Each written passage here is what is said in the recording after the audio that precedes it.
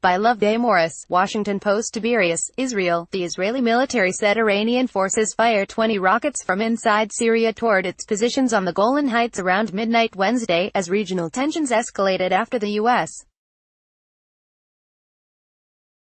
withdrawal from the Iran nuclear deal. The rocket attack marked the first time that Iranian forces have ever fired directly on the Israeli troops, according to the Israeli military.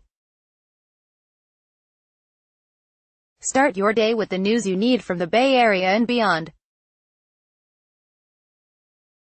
Sign up for our new Morning Report weekday newsletter.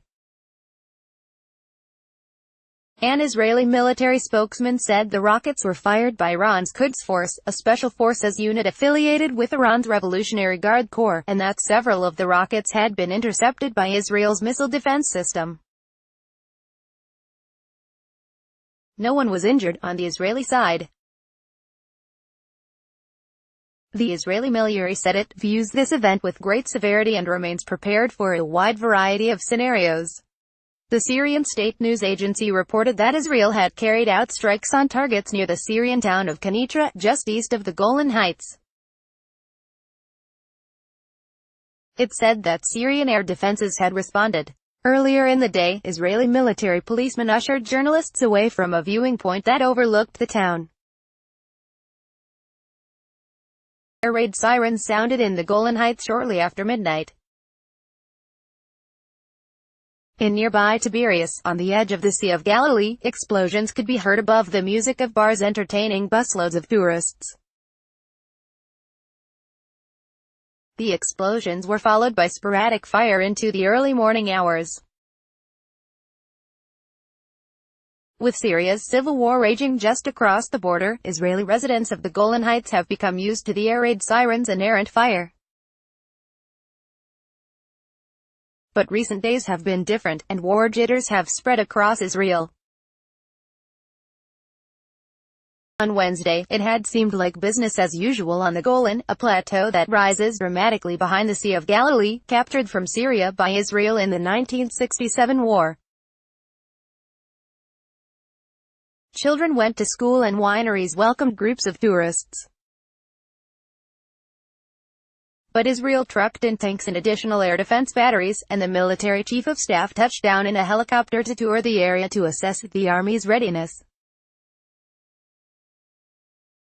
On Tuesday, an airstrike widely attributed to Israel reportedly killed 8 Iranian soldiers after Israel said it had detected unusual Iranian troop movements across the border and had intelligence about a possible attack from Syrian soil. Iran had threatened to retaliate against Israel after an airstrike in April that killed 7 Iranian soldiers at a base in Syria. President Donald Trump's decision on Tuesday to pull the United States out of the nuclear deal with Iran has given Tehran less reason to exercise caution in confronting Israel, analysts said. U.S. withdrawal has accelerated the escalation between Israel and Iran, said Ofer Zaltzberg, and analyst at International Crisis Group. Iran faces less restraint in terms of the timing for a retaliation, he said, adding that Iran likely had been waiting for the U.S. decision before formulating its next move. While Trump was in Washington announcing the withdrawal, Golan residents were being told Tuesday to open up their bomb shelters, the first time the army has instructed them to do so during 7 years of civil war in nearby Syria. At Kibbutz Ein Zivan, a few miles from the Syrian border, David Spellman had pulled up a text on his phone sent from the regional council just minutes after Trump finished speaking. It instructed residents to be watchful and prepared. A population with a pioneering spirit, Golan residents seemed accustomed to being on the fringe, close to Israel's enemies.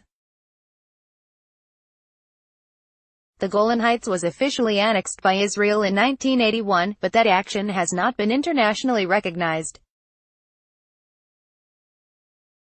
You have different level of worries, but people are pretty seasoned here, said Spellman, a former regional council member who has lived on the kibbutz since it was established in 1968. There are certain points of time that you have to face things head-on, and Netanyahu is doing it, he said of Israel's Prime Minister, Benjamin Netanyahu.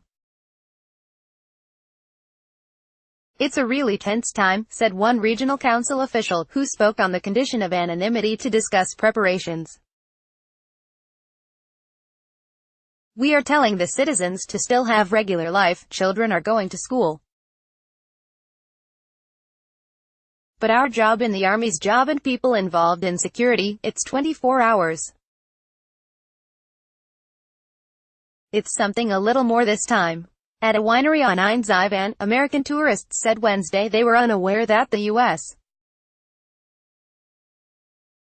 government had told its employees to stay away from the Golan until the situation stabilizes. Seems like much ado about nothing, one said as he left after a tasting.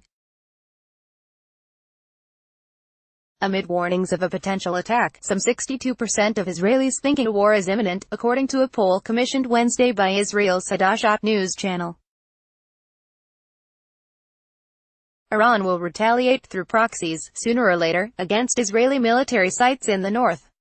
Gary Samore, a former White House coordinator for arms control and weapons of mass destruction, said at a security conference in Herzliya, Israel.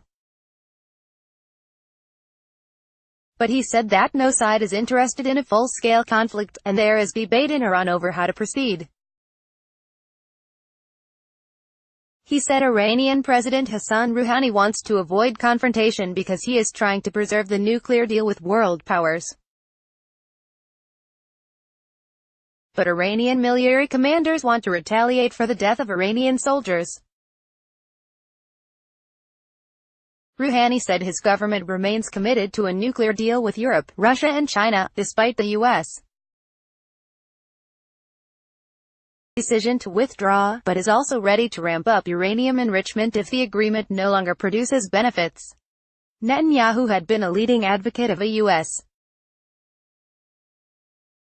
withdrawal, but his military chiefs had been more cautious. Netanyahu met with Russian President Vladimir Putin in Moscow on Wednesday.